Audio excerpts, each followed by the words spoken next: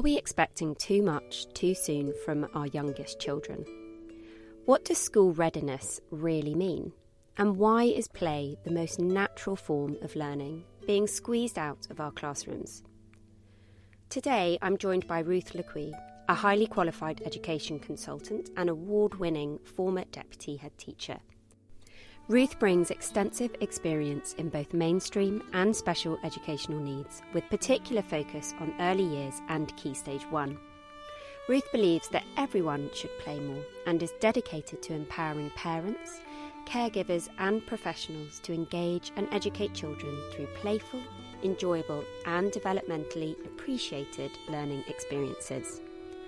A respected voice in her field, Ruth regularly shares her expertise with businesses, media outlets and education platforms on topics related to play, early learning and inclusion. She's frequently featured and interviewed by major national media outlets, including the BBC, The Times and The Telegraph. In this episode, we talked about why play is not a luxury but a necessity. Bridget Phillipson, the Education Secretary's comments on 4-year-olds not being ready to learn, and how Ruth's petition to protect play-based learning has already hit over 50,000 signatures in 5 days. Welcome to the podcast, Ruth. Ruth, welcome to the podcast. It's so lovely to have you on Let's Talk Neurodivergent Kids. I wondered, could you start just telling our listeners a little bit about you and MMT Play? Absolutely. Thank you so much for having me here today, Izzy. It is so lovely to be able to come and speak to you and all of your listeners as well. So my name's Ruth Lue-Quee. I'm an educational consultant, former Deputy Headteacher and founder of MMT Play. And I'm on a mission to make learning through play active, engaging and developmentally appropriate for all of our children. So are you a mum yourself, Ruth? I am. I'm a mum of 2. I've got a little boy who's 5. He started school this year, so we're coming to the end of our first year in school as a parent, which has been a journey. I can remember this time last year, the nerves, the anxiety, am I doing the right thing around all of that? And I've got a little girl who's just turned 2, having a boy and a girl as well. They're both incredibly different, but absolutely my world and the inspiration behind my online name, My Mummy Teacher, as well, because I was my children's teachers and their parent as well, which I think a lot of us find ourselves trying to juggle the two, because it's actually very hard to do both. Yes, it is indeed. We're all trying to juggle a lot of the time. Just going back into your sort of education history and where you started as a teacher and how that built up to being a deputy head. So well, my mum was a teacher.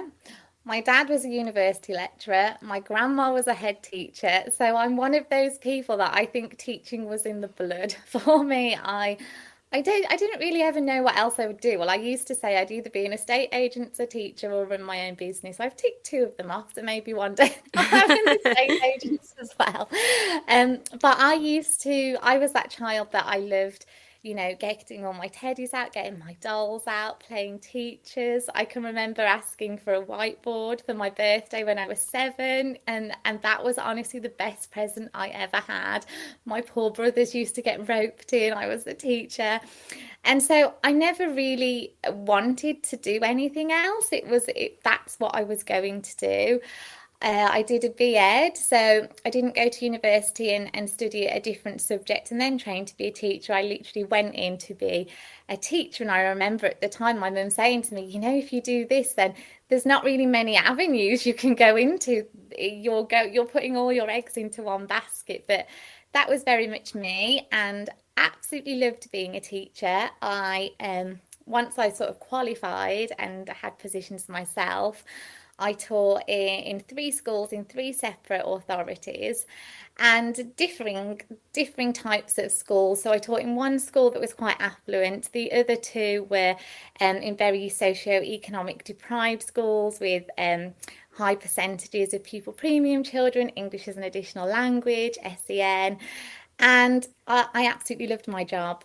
The only reason that I stopped doing my job and came out the classroom was I'd worked my way up. I became a deputy head teacher at the age of 27, and I then had my little boy when I was 28, and I wanted to go back part-time. And at the time then, it was you could come back part-time, but you'd have to just do class teacher. If you want to come back to the role that you're at, then you have to come back full-time only. I was always teaching. I was never a non-teaching deputy. And I just sort of felt like, well, I've worked so hard to get to this point, and my passion is to help others and inspire others to teach the way we know is right, to be able to make that difference to children. And it didn't feel right for me to sort of, I say this in like inverted commas, drop back down. And so that's why I left. Wasn't quite sure what I would do. But here we are 5 years later, and now I go into, hundreds of different schools across the UK. I've spoken abroad internationally. We have that impact online. And now I'm just hoping to do whatever I can to really empower adults, us as parents, as teachers, as educators, to really meet our children where they're at, and help them flourish the way we know is best. What a huge achievement, and you're still really young. So I just think, and also like your parents and the kind of your family tree of teachers must be so proud of what you've now achieved, because actually through MMT Play, you're giving that gift to so many families. And as you say, not just in the UK, but internationally as well, which is just such a huge achievement, Ruth. When you were teaching in schools, what age group, what years were you involved with? So as deputy head, it was a primary school. So we had from nursery, so we had our 3-year-olds all the way up to 11-year-olds. My sort of specialism and expertise was early years and Key Stage 1. So how we teach in early years, I personally believe, is amazing. I think we have that absolutely right. Our children can move, they can play, they can communicate, they can do things as they choose. And when I was teaching, I very much modelled that into Key Stage 1 and saw how that really, really helped children to thrive and met them where they were at. And unfortunately, as it currently stands, that isn't how it is for many children. I put a post on Instagram the other day, and I used the word criminal. I said, can we talk about how criminal the jump is from early years to Key Stage 1 in most settings? And, it appealed to so many people because I don't think they ever take that moment to reflect on actually this is a huge jump for our children. And some of our children have just turned 6, like literally the day before, and they're suddenly going into a year 1 classroom, which can be so different. So that's where a lot of my background is. But like I say, I go into schools now. I support in an inclusion consultant role as well with a lot of children with special educational needs. And that can be, again, from early years right through to secondary. But my special place is early years and Key Stage 1. And for the listeners, your special educational needs sort of background has been through your experiences within the primary schools that you've worked in initially. So you saw firsthand these children in school settings, and perhaps some of the brilliance and the challenges that we're faced, obviously trying to manage SEM within school settings. Yeah, absolutely. And one of the schools where I worked at, we had an alternative resource provision base on there as well for children with autism. So although we were a mainstream school, we had a lot of children that came to us for that specialist support. And I love what you've just said there. It really makes me smile when, of course there are challenges, but actually there are so many magical, special, thinking out of the box, glorious, fantastic moments that we have when we are supporting our children with additional needs as well. And just for clarification, can you just explain what an education consultant is and what you do? Absolutely. So I do a few different roles within this. So the one thing that I do is I'll go into schools and I will support teachers and advise them on how best they can either get play and continuous provision into their settings and into their school, because that's what I wholeheartedly believe that we need. But also I look at children who've got additional needs, and I provide reports or specialist targets and provision ideas that teachers can put in place to meet their needs in the environment that we find ourselves in schools. I also work with brands, so corporate brands and sort of, yeah, like that corporate world that I've never been in until leaving the classroom. And a lot of them want to either like appeal to teachers, schools or parents, but also the workshops and training that they're developing, they quite often want to do it in a way that will be engaging, that will be playful, that aligns to the curriculum as best as it possibly can. So I'll consult on those sorts of things as well. So I work both in schools on that level to support teachers, but I also work with businesses who want to, instill more playful learning and have that insight from someone who gets it as well.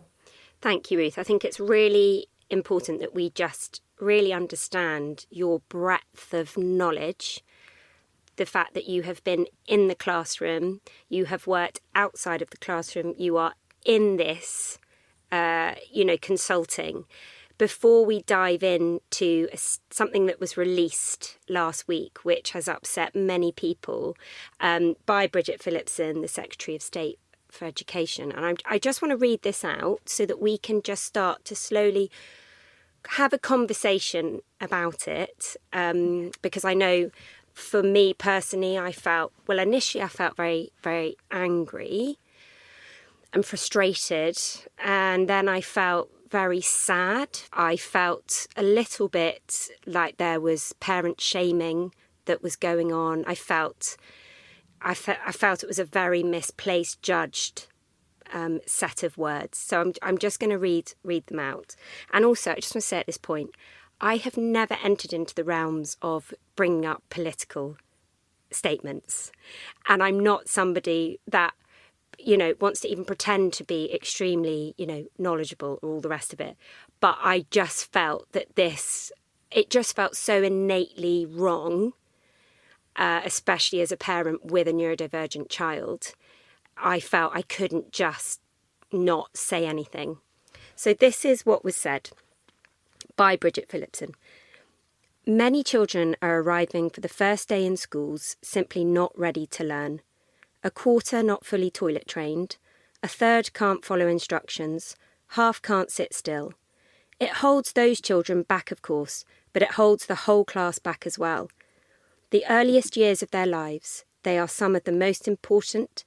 Excellent early years education leads to academic success later on. And she carries on. But I just want to spend some time working and digesting our way through what has actually been said. So the first implication of 4-year-olds arriving to school not ready to learn, what do you take from that?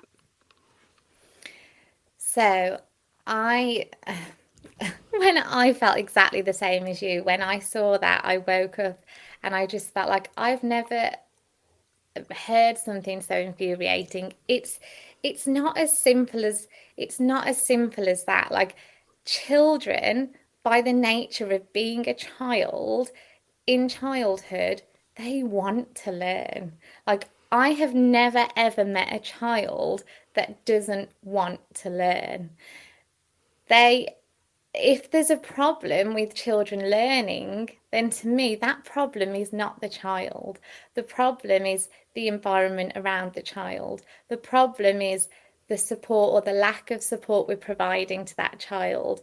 The problem is what we're expecting that child to do. The problem is not that that child isn't ready to learn. The problem is that the school or the expectation from the government is not what they want that child to do. And I think, yes, there is a lot of things that we can do as parents to support our children and encourage our children and give them the best start in life. But again, I genuinely believe most parents, and it is most parents, it doesn't matter what your background is, most parents want their child to do well. They want their child to do well.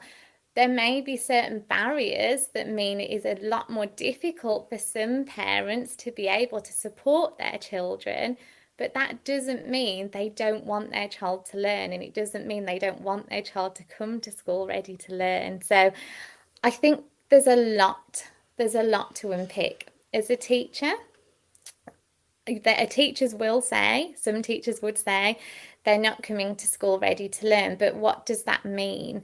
Because it depends what you're judging ready to learn as. So to me, if children are coming into my classroom, I want them to feel happy. I want them to feel secure. I want them to feel safe. I want them to feel like they can regulate their bodies, they can regulate their minds. They know they feel welcome, their families feel welcome. They can see themselves in the environment on the displays. I don't mean themselves personally, but I mean represented, so that they feel like they're coming into a place where they can then learn. The rest of those things, as a teacher, we can take and we can nurture and we can push them on. And I know she's saying that, perhaps parenting hasn't done what parents' jobs should be. But actually, there's a wide range of reasons why a child might not be in that position on the first day of school to tick a box and a standard. It doesn't mean they're not ready to learn.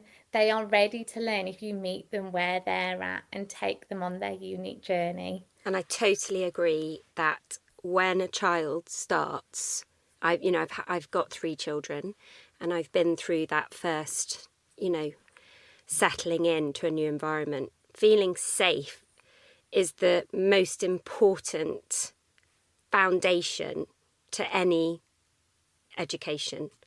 If you feel safe, you'll feel more ready to learn. If you don't feel safe, then your nervous system is completely it's completely unhappy. You're not releasing all the right hormones that are going to enable you to learn. You're going to have lots of cortisol, you're going to have lots of adrenaline, and none of the kind of good stuff that you need in order to learn. And so being safe is, as I say, like the foundation. Also, it's the first time that children are away from the person that helps regulate their emotions, because at that age, they're not able to regulate their emotions. And that's really frightening, and especially for our neurodivergent kids who have difficulty with dysregulation anyway. Surely we should be making parents feel safe, that our children are going into an environment where they are not being judged. Parents are not being judged. They are just starting at the foundation of the pure core of just being safe and emotionally regulated. For me, I think that is far more important to make parents feel positive and happy with the setting that they're going into. I think it depends very much on what your idea of learning is. So they're not coming in ready to learn. Well, learning is it is absolutely a journey, and it is so unique to that individual, and we have to meet them where their starting point is, and that starting point will be completely different. So just because that child, perhaps the next step in their learning journey might be that they need to give good attention and listening skills, for example. That might be, they're probably coming and they're ready to learn those things, but are they ready to learn how to hold a pencil and sit at a table all day? Maybe not. They might need a little bit more support on that. So it's what we're judging and what we're expecting of them. And the crucial thing is it developmentally appropriate what we actually expect of our children at that age? No, and I think everything you're saying, it is the way something is said. And I just think it was so kind of with a blaming negative angle that didn't empower and it didn't uplift or excite us. How brilliant that our 4-year-olds, these brilliant, curious, fascinating, playful, energetic, brilliant little beings are starting in their world of education. How exciting, you know? And that's what I want to hear from the powers that be. I want to be excited for our children. And I also think it's really sad because I think a lot of the teachers, you know, the people that are actually in the classroom living this experience every single day would also, I think, probably feel quite sad about the message that was put out. Would you agree as a teacher? 100%. So my gut reaction to that was early years reception is the one place we've got it right. Like we do have it right in early years and reception because the staff and the teachers, they can be so responsive. We have that movement, we have that play-based philosophy. Children they have more freedom to explore in a way that suits them best. So to be told that it's the forgotten year in terms of what? The forgotten year in terms of putting lots of tables and chairs in, the forgotten year in terms of bringing academia further down, the forgotten year in terms of, because they're introducing a new way to track and monitor data, of collecting data, because I don't think it's the forgotten year in terms of the best practice that we see. I think I've said it my whole career. I think what early years teachers and staff do is phenomenal. And that best practice is how we do meet the needs of all the children throughout the school. And if we had that, and a sort of, instead of this top-down approach, which is what she's essentially saying, we've nailed it across the secondary and primary, but we forgot reception. So now we're going to come into reception as well. No, we need a bottom-up approach. Take what's really good here and spread that through. And it is like being a teacher is a job like no other. Like, unless it's like anything, isn't it? Until you've done it, you genuinely don't understand how.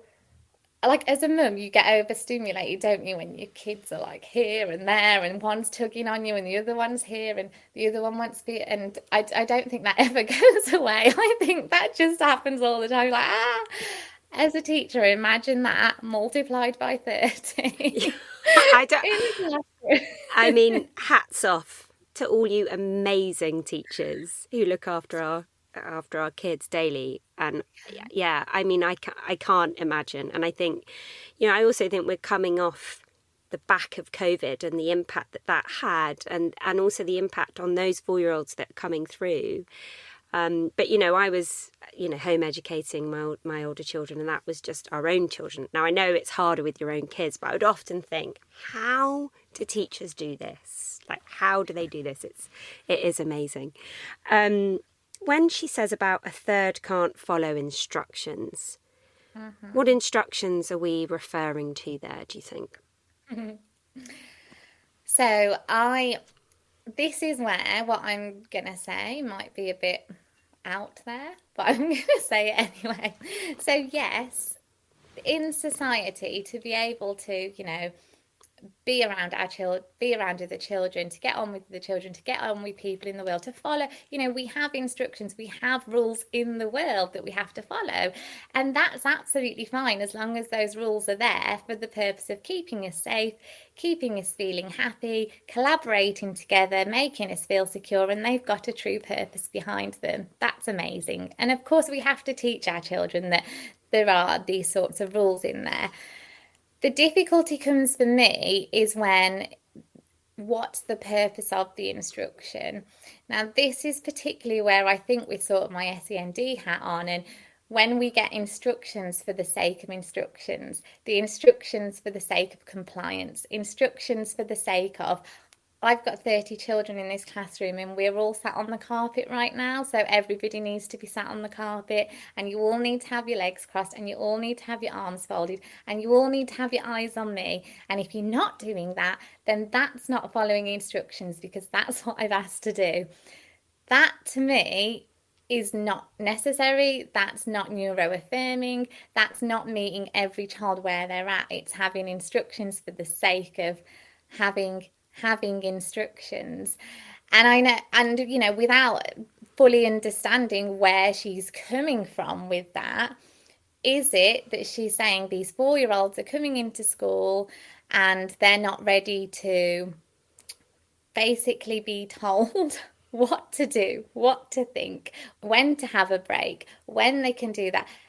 And they're sort of, I don't know, for want of a better word, they're like not complying.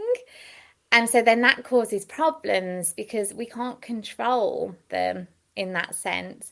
Or is it that these children are having difficulties with understanding some boundaries, understanding that we have to respect each other, understanding that we have to, you know, follow certain rules to keep each other safe and secure. And I think we do need to teach children that we have to follow some, but to a point. And this is where, for me, I want my children to become critical thinkers. I want them to be creative. I want them to, yes, follow instructions and make sure everyone's healthy and happy, but I also want them to think for themselves.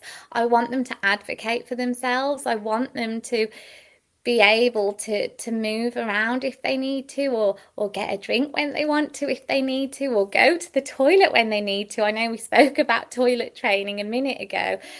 And then you hear horror stories where parents say, oh, my child needed the toilet and they weren't allowed to go to the toilet when they asked.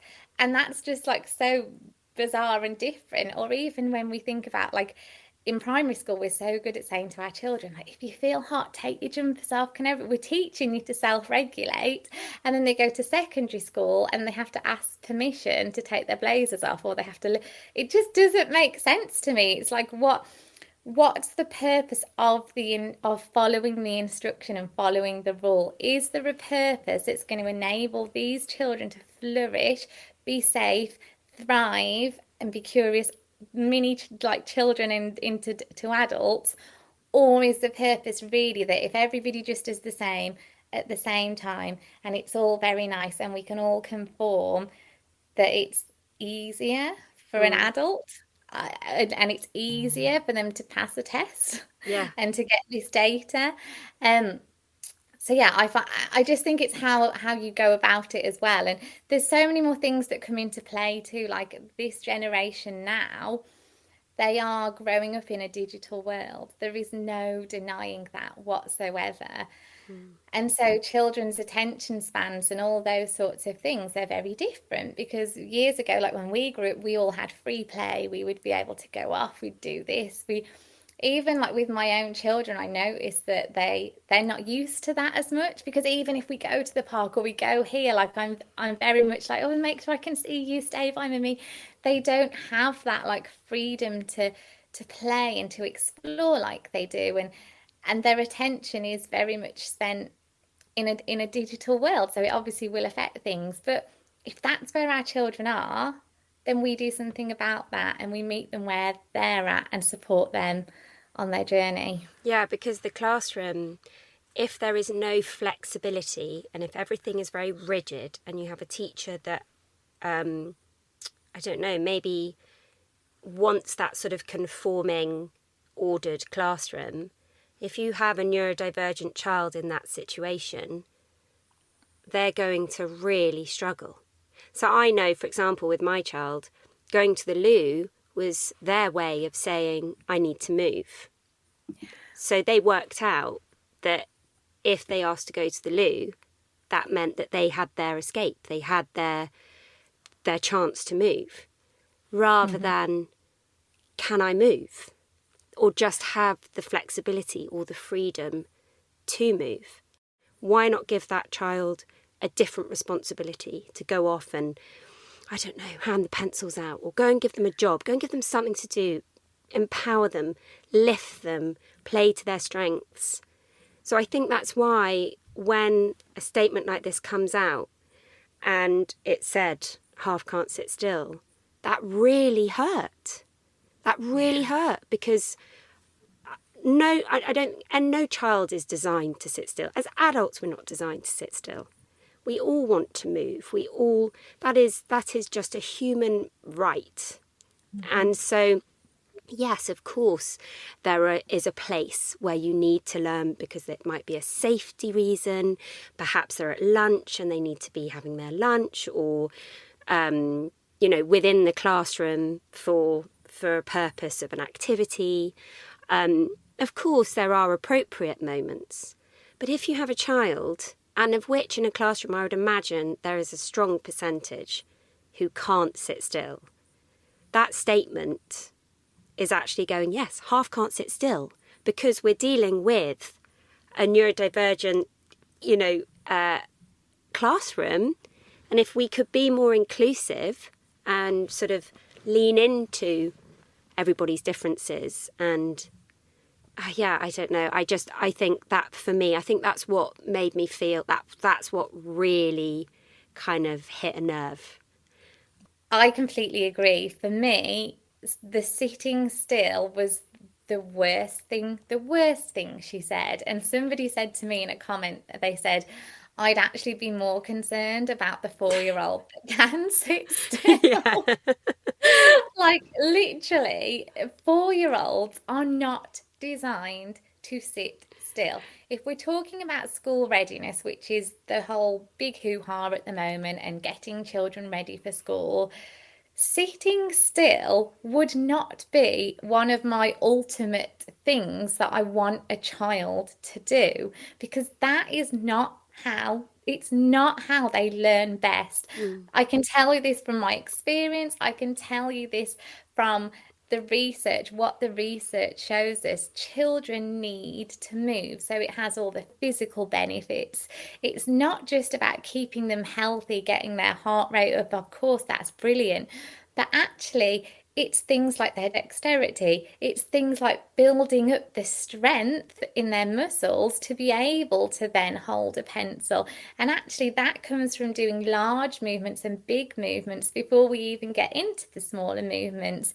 It's about how we regulate. Like, movement is a way of regulating, of feeling just right to learn. And we're all different individuals. Some of us need to move more than others. That doesn't mean that if you can't sit still perfectly, that you are not as good or at anything than that child that can. It just brings to mind all the time. So I was going to say, or holding back the other class because you're the one, the other members in the class, because you're the one that can't sit still. Exactly. It's that image of, everybody's a genius until you try and assess like an elephant's ability to climb a tree or a fish's ability to climb a tree. The only one that's going to succeed is the monkey. The monkey will be able to climb the tree. And that's exactly what we do. And that's exactly what is wrong. It is such a bigger notion around education and learning and what school should be about. But as adults, how do we learn best? We learn through play. We learn through movement. Even if we don't think we do, we do. If you go on a training course and somebody is sat at the front with PowerPoint slides and they just read through the PowerPoint slides and you've got to sit there and listen all day, you might be able to listen for maybe 40 minutes, and then you've probably grabbed your phone, and then you've thought, oh, when's the coffee? And then you've gone for the toilet. And I'm talking as like a neurotypical adult here. So imagine being a neurodivergent 4-year-old in a scenario that is completely different to what you've ever known before. And in reception as well, this is why I think it's really strange what we do. Reception, we get them into school, we get them used to, so you've got your free flow and you can have your child-led play and you can sort of do this and do that, you can move, you don't have to sit still. But then in year 1, that notion of what I thought school was is suddenly stripped away. So now I'm going back to school in September and I think it's going to be the same. But no, it's not. Now I've got to sit at a table and a desk for even longer. I've got to sit still for even longer. And if I can't do that physically because my body is different to what you're asking me to do, it's going to impact everything. It's going to impact my well-being. It's going to impact how I feel about myself. ultimately it's going to impact how I learn, because there's this thing called like Maslow's hierarchy of needs, and it talks about what we said, you know, how we need to feel safe and secure, we need to feel loved, we need to have our basic needs met before we're able to actually do any sort of academic learning. Well, for children who need to move, that's one of their needs. They have to have that done. Yeah. I know of adults who they've now got those like those desks where you can stand at them, like standing desks, and they go up and down. Or you can get like the things that move that you put into your chair, like the little bands that you can kick. And we're allowing adults to have these things. You know, we work from home now a lot of the time. Like you can literally lie down to do your work. You don't have to.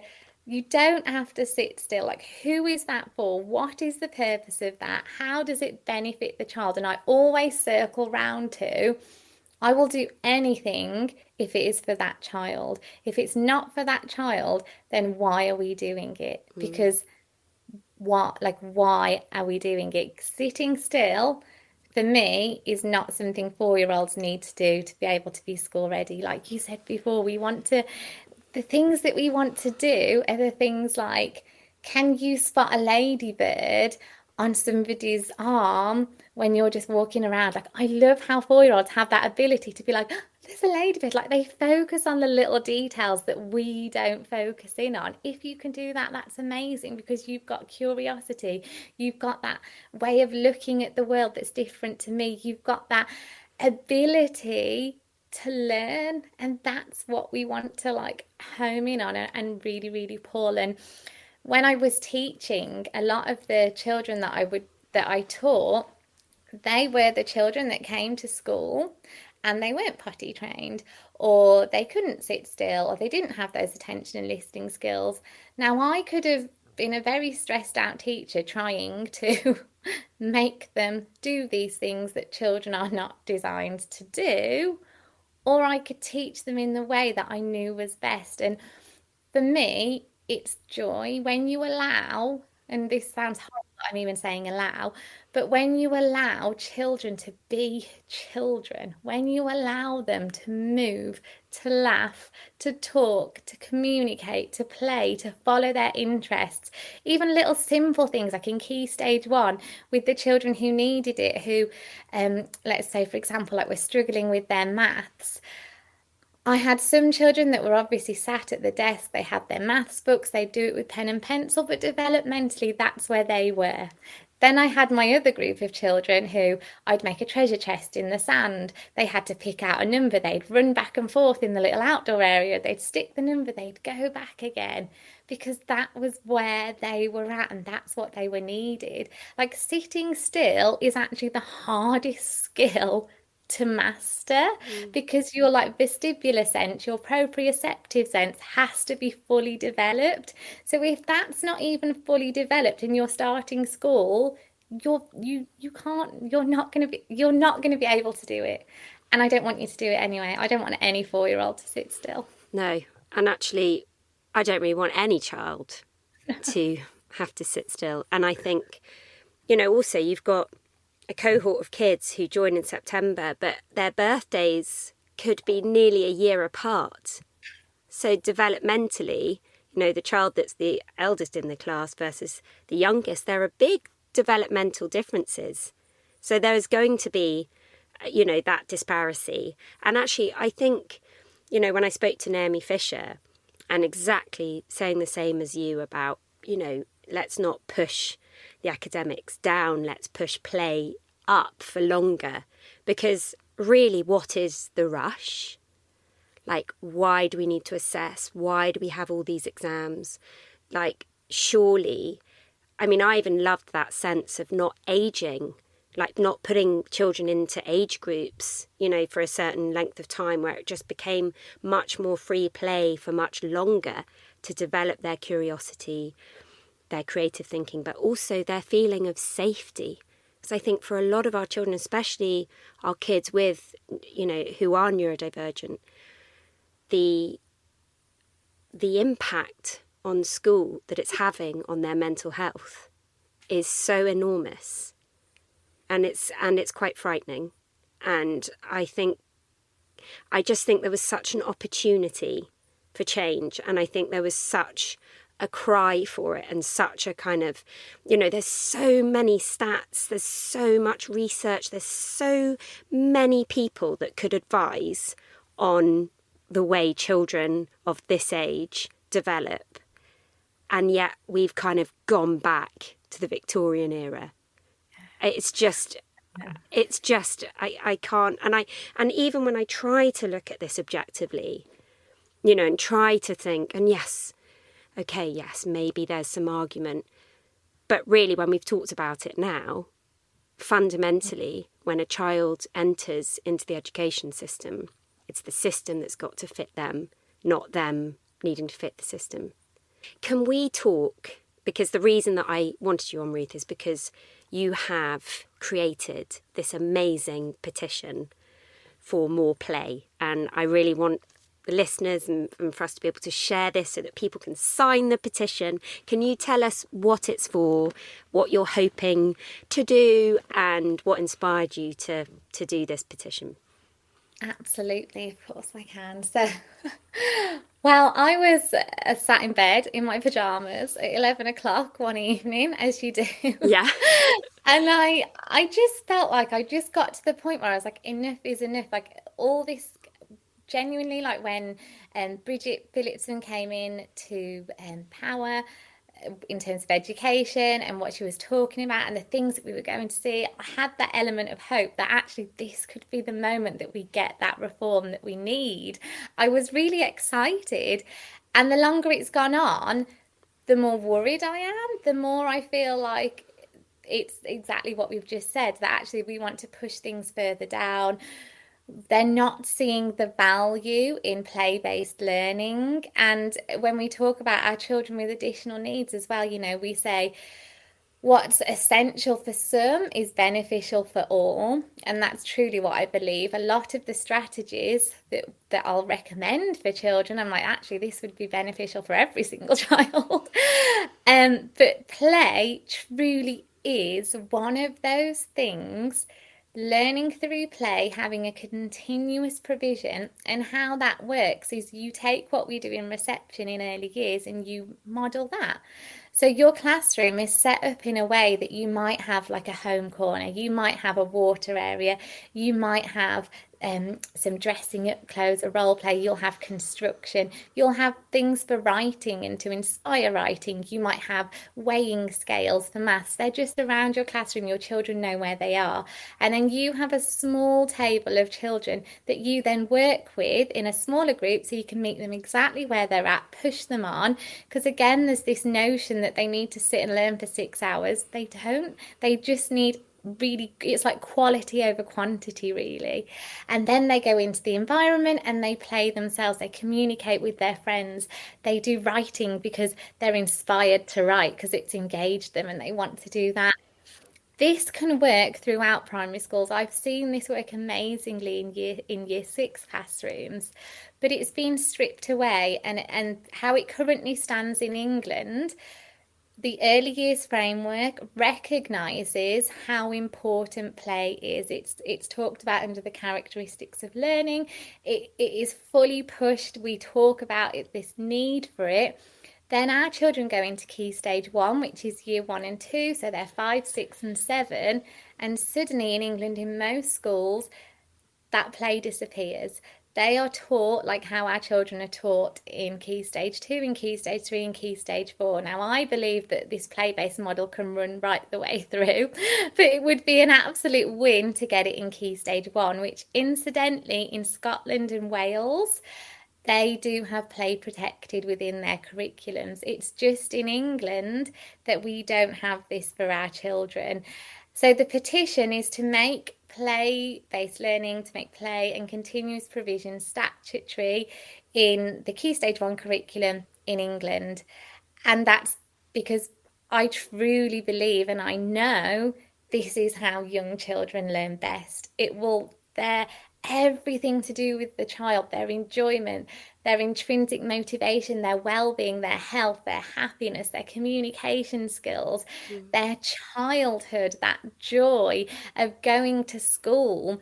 And what you were saying a minute ago as well about how it feels like we've gone back to the Victorian era. I was looking at a policy document from the 70s the other day, as you do. Yeah. And just as you do. Was that in your pajamas at 11 o'clock at night? Everything I do 9 times out of 10 is in my pajamas because it's around my kids. And it was what they were expected to do then in schools in England was what we are now sort of expecting our children to do in nursery. So, for example, now, I don't know, what we teach our children in year 2 used to be taught in year 3. What we teach them in year 1 used to be taught in year 2. In 2014, we made everything a little bit harder for our children. The world around our children has changed. Child development, that work of Dr. Mary Sheridan from the 70s, looking at these policies from the 70s, that hasn't changed. Truly, that's what our children need. We've just moved the goalposts, expected children to scientifically and biologically have changed. They haven't. Now we're saying that there's a problem and children aren't getting there. That's because what we're asking them to do isn't appropriate. How we're teaching them isn't appropriate. Teachers are burning out as a result of that. Children are facing a mental health crisis. The answer, honestly, is play. It's also changing the curriculum, but we'll just focus on one thing at a time.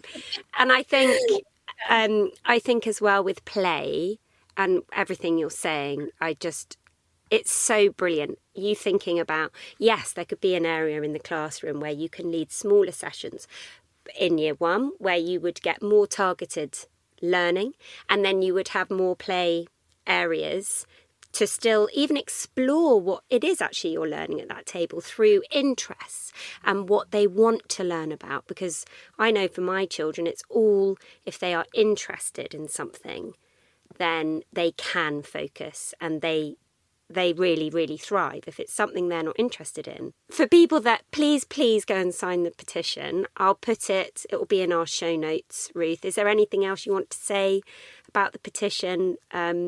Anything else where they can find out more?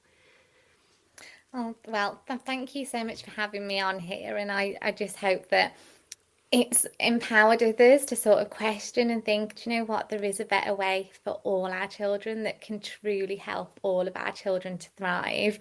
The petition as it stands, I think we're on about 54,000 in 5 days. Amazing. That blows my mind. That's genuinely amazing. And that is the true power of a collective of teachers who are doing their best in a broken system. That's how I felt. It was very much my head and my heart. My head was saying one thing, like, this is my job, I have to do it, I'm here, I'm doing the best for the kids. And my heart was saying, but this isn't how I think children should learn. And that is incredibly difficult. And a collective of parents and professionals and educators and amazing, wonderful people like you that are giving us a voice to say, actually, we want better for our children. So we need to try and reach 100,000, because then hopefully it will be there for a parliamentary debate. And wouldn't that just be wonderful to get those things out into the open and have these conversations. And the people that can make the change, it would just be wonderful if the changes were child-centred as opposed to data-centred. And how great, Ruth, that this petition, and this is why I was so keen to get you on this week, is available now following that statement that came out, or that video that came out, because there is something we can actually do to try and get our voices heard for our brilliant little brains and brilliant little people. So thank you so much, Ruth. And fingers crossed we reach 100,000. Please, if you're listening, sign it, share it, tell everyone about it. My kids' reception teacher messaged me saying signed, which I just thought was brilliant. So thank you, Ruth, for giving us this opportunity to also have a voice for our children. Thank you. And if anybody wants to learn about play, you know where to come. Yes, exactly. Exactly. I think I would happily have a meeting with anybody about this, because it's for our children. But thank you ever so much. Thank you, Ruth. Take care. Thank you so much for listening to this episode of Let's Talk Neurodivergent Kids. Please do share it with someone else who you think might need to hear it too. To find out more about Ruth's Petition and her brilliant work, you'll find everything in the show notes. Don't forget to follow the podcast so you never miss an episode, and if you're enjoying the series, a quick rating or review helps us reach even more parents, carers and educators. Thanks again for being part of this growing community. Catch you next time on Let's Talk Neurodivergent Kids.